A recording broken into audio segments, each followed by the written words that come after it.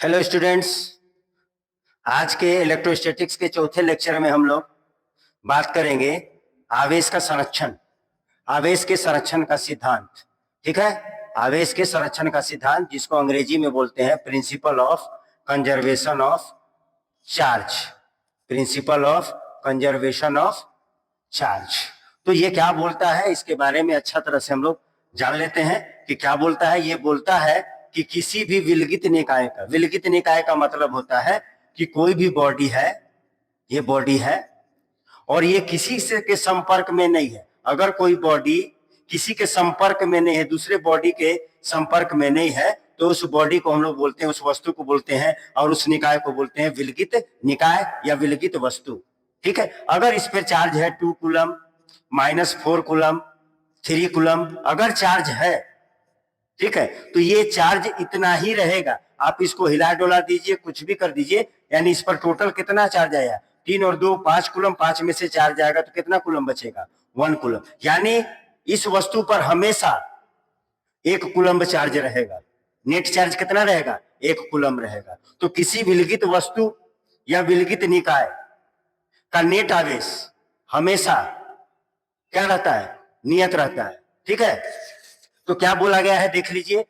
ठीक है, आवेश के संरक्षण का सिद्धांत क्या बोलता है, आवेश एक संरक्षित राशि होती है। आवेश कैसी राशि होती है, संरक्षित राशि होती है। अर्थात आवेश को ना तो उत्पन्न किया जा सकता है, ना ही उत्पन्न किया जा सकता है और ना ही नष्ट किया जा सकता है। यानी हम आवेश को ना नष्ट कर सकते हैं और ना ही उत्पन्न कर सकते हैं। पूरा ब्रह्मांड का आवेश क्या रहता है, फिक्स है, नियत है। ठीक है, हम कर क्या सकते हैं, हम आवेश को किसी एक वस्तु से दूसरे वस्तु पर स्थानांतरित ही कर सकते हैं। ठीक है, हम आवेश को उत्पन्न और विनाश नहीं कर सकते हैं। ठीक है, तो आवेश को ना तो उत्पन्न किया जा सकता है और ना ही नष्ट किया जा सकता है। इसे केवल एक वस्तु से दूसरे वस्तु पर स्थानांतरित किया जा सकता है। ठीक है, ये हम यही कर सकते हैं, एक वस्तु से दूसरे वस्तु पर आवेश को दे सकते हैं। एक वस्तु का आवेश उठा करके दूसरे वस्तु को आवेश हम दे सकते हैं। अर्थात पूरे ब्रह्मांड का कुल आवेश नियत होता है। पूरे ब्रह्मांड का कुल आवेश हमेशा नियत होता है। आप न उस ब्रह्मांड के आवेश को नष्ट कर सकते हैं और ना ही उत्पन्न कर सकते हैं, ना ही आप पैदा कर सकते हैं आवेश को और ना ही नष्ट कर सकते हैं। ठीक है, आगे देखिए, सब हम नोट्स आपको दे दिए हैं। यहां देखिए क्या बोला, किसी विलगित वस्तु, अभी विलगित वस्तु के बारे में बात किए, निकाय का नेट आवेश हमेशा नियत होता है, हमेशा नियत होता है। अगर उसके संपर्क में कोई ना आवे तो, अगर कोई विलगित वस्तु है तो उस वस्तु का नेट आवेश हमेशा का रहेगा, नियत रहेगा। और क्या बोला, किसी बंद निकाय का कुल आवेश में कोई परिवर्तन नहीं होता है। बंद निकाय माने वही, ऐसे जो बंद हम खींचे थे, बंद निकाय है ये, इसमें कोई आवेश है, 3 कूलम है, 2 कूलम है, -4 कूलम है, तो ये बंद निकाय है या विलगित निकाय है। ठीक है, किसी भी प्रक्रिया में, कोई भी प्रक्रिया में आप अगर लीजिएगा, रासायनिक अभिक्रिया लीजिए, ठीक, या आप रेडियो सक्रिय विघटन लीजिए, ठीक है, रेडियो सक्रियता की जो अभिक्रिया होती है उसको लीजिए, उस दोनों परिस्थिति में Q इनिशियल बराबर Q फाइनल, माने अभिक्रिया के पहले का कुल आवेश और अभिक्रिया के बाद का कुल आवेश हमेशा बराबर होगा। जैसे एग्जाम्पल में हम लोग देखते हैं, रासायनिक अभिक्रिया के बारे में बात कर देते हैं, NaCl साधारण नमक, ठीक है, ये उत्क्रमणीय अभिक्रिया होती है, दोनों तरफ अभिक्रिया होती है। जब ये टूटता है तो Na+ और Cl- होता है। तो यहाँ पर देखिए +1 चार्ज और यहाँ पे -1 चार्ज, कुल चार्ज क्या हो गया बाबू, कुल चार्ज यहाँ पर क्या हो गया, 0 हो गया। और इधर भी कुल चार्ज कितना है, 0 है। तो जितना आवेश पहले था उतना ही आवेश बाद में है। ठीक है, अब अगर ये केमिकल रिएक्शन हो गया, ठीक है, किसी भी प्रक्रिया में, ठीक, और दूसरा प्रक्रिया हम ले लेते हैं रेडियो सक्रियता का क्षय, रेडियो एक्टिव डीके के बारे में हम बात करते हैं। तो रेडियो एक्टिव डीके में हम देखते हैं, यूरेनियम का बात करते हैं। यूरेनियम का परमाणु संख्या 92 और परमाणु द्रव्यमान संख्या 235। ठीक है, इस पर जब हम न्यूट्रॉन से क्या करते हैं, आघात कराते हैं, तो क्या बनता है, बेरियम। क्या बना आपका, बेरियम। ठीक है, क्या बना आपका, बेरियम।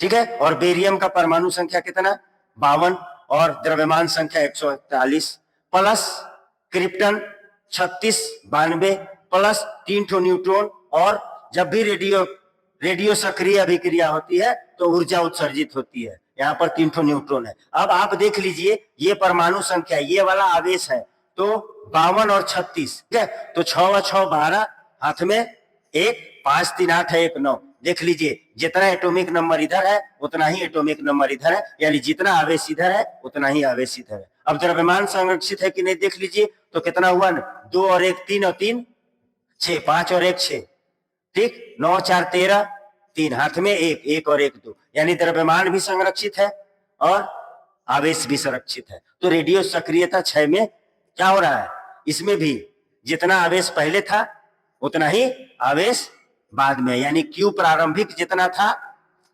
Q अंतिम भी उतना ही है, ठीक है। ये प्रक्रिया आपको हर एक अभिक्रिया में दिखाई देगी, ठीक है। यही है आवेश का संरक्षण का सिद्धांत। अब हम लोग देखते हैं, 2 और बातें देखते हैं। और गामा रे, जब गामा रे टूटता है तो एक इलेक्ट्रॉन बनता है और एक पॉजिट्रॉन बनता है। एक इलेक्ट्रॉन और एक पॉजिट्रॉन। इलेक्ट्रॉन का चार्ज कितना होता है, -1.6 इंटू 10⁻⁻19 कूलम। पॉजिट्रॉन का चार्ज होता है 1.6 इंटू 10⁻⁻19 कूलम। अच्छा, इलेक्ट्रॉन का द्रव्यमान कितना हो, 9.1 इंटू 10⁻31 kg, और पॉजिट्रॉन का भी द्रव्यमान उतना ही होता है। प्रोटॉन का द्रव्यमान अलग होता है, पॉजिट्रॉन और इलेक्ट्रॉन दोनों का द्रव्यमान सेम होता है, ठीक है। तो जब गामा रे का होता है, टूटता है तो एक इलेक्ट्रॉन बनता है और एक पॉजिट्रॉन बनता है, ठीक है। यहां पर भी जोड़ेंगे तो आवेश कितना आ रहा है, 0 हो रहा है। और यहाँ पर भी, गामा पर भी कोई आवेश नहीं होता है, गामा को फोटोन कहते हैं, गामा पर कोई आवेश नहीं होता है। और इसे बोलते हैं युग्म उत्पादन। देख लीजिए, युग्म उत्पादन, युग्म, ये देखिए जोड़ा उत्पादन, युग्म उत्पादन, इसको बोलते हैं पेयर प्रोडक्शन, ठीक है। तो यहां से हम एक बात और बाद में थोड़ा देर के बाद बताएंगे। अच्छा, अब इस दोनों को हम जोड़ देते हैं। एक किसको ले लिए हम, एक ले लिए इलेक्ट्रॉन को, एक इलेक्ट्रॉन को ले लिए, एक इलेक्ट्रॉन को ले लिए और एक पॉजिट्रॉन को ले लिए, पॉजिट्रॉन को ले लिए, पॉजिट्रॉन को ले लिए। तब ये मिल करके क्या बना, गामा रे। गामा रे को क्या बोल रहे हैं, फोटोन। और इसको बोलते हैं एनिहिलेशन प्रक्रिया। इस प्रक्रिया को क्या बोलते हैं, एनिहिलेशन प्रक्रिया, यानी ये बर्बाद हो गया। ये क्या हो गया, बर्बाद हुआ, नष्ट हुआ। ये 2 युग्मित आवेश है, एक इलेक्ट्रॉन है और एक पॉजिट्रॉन है।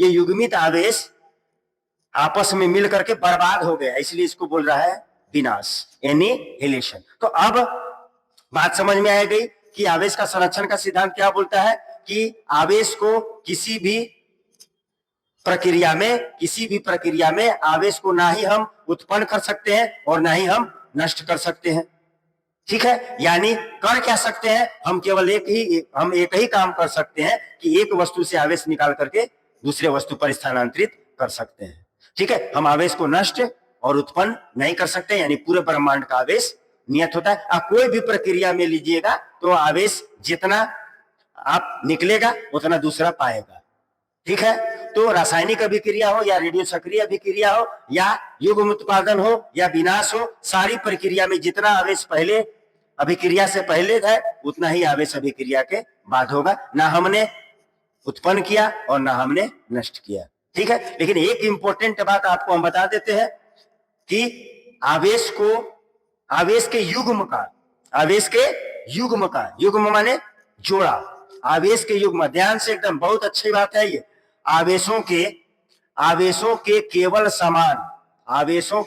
केवल समान एवं विपरीत युग्म में उत्पन्न या नष्ट किया जा सकता है। विपरीत युग्म में आवेशों को उत्पन्न कर सकते हैं या हम नष्ट कर सकते हैं। अभी ये 2 एग्जाम्पल हम आपको बताए थे। क्या बताए थे, वाई माने गामा रे क्या मिलकर क्या दे रहा था हमको, +E +- दे रहा था। तो ये इलेक्ट्रॉन था, ये इलेक्ट्रॉन है और ये पॉजिट्रॉन है, तो गामा जब टूटा तो देखिए ये युग्म बनाया। क्या बनाया, युग्म बनाया। एक प्लस में है और एक माइनस में है, तो हम बोल रहे हैं समान एवं विपरीत युग्म उत्पन्न कर सकता है, समान और विपरीत युग्म उत्पन्न कर सकता है, ठीक। अच्छा, दूसरा बात हम लोग देखे थे, +E +- यानी ये पॉजिट्रॉन है और ये इलेक्ट्रॉन है। ये क्या दे रहा था, गामा रे दे रहा था। तो यहां पर क्या हो रहा, विनाश हो रहा। यहां पर क्या हो रहा, विनाश हो रहा। विनाश माने एनिहिलेशन हो रहा है, यानी यहां से बातें आ जा रही, नष्ट किया जा सकता है, ठीक है, यानी आवेश के समान परिमाण को और विपरीत आवेश को, समान परिमाण के विपरीत आवेशों को नष्ट किया जा सकता है और उत्पन्न किया जा सकता है। ठीक है, तो आशा करते हैं कि आवेश का संरक्षण का सिद्धांत आपको समझ में आ गया होगा। और आवेश का संरक्षण का सिद्धांत बोर्ड में 2 नंबर का आता है, तो बोर्ड में 2 नंबर का आता है, तो आपको बस इतना ही लिखना है, आपको बस इतना ही लिख करके अगला को समझा देना है। ठीक है, कंपटीशन में जो भी कुछ पूछेगा तो आपको हमने जितना बता दिया है वहां से आपका क्लियर हो जाएगा। ठीक है, और बोर्ड में 2 नंबर का क्वेश्चन पूछता है। ठीक है, तो आप इसी तरह से हमारे चैनल को सब्सक्राइब कीजिए, लाइक कीजिए और शेयर कीजिए, और हमारे चैनल पर समय बिता करके देखिए, ताकि आपका कॉन्सेप्ट अच्छा से का हो जाए, विकसित हो जाए, और आप अपने जिंदगी में तरक्की कर पाए। धन्यवाद।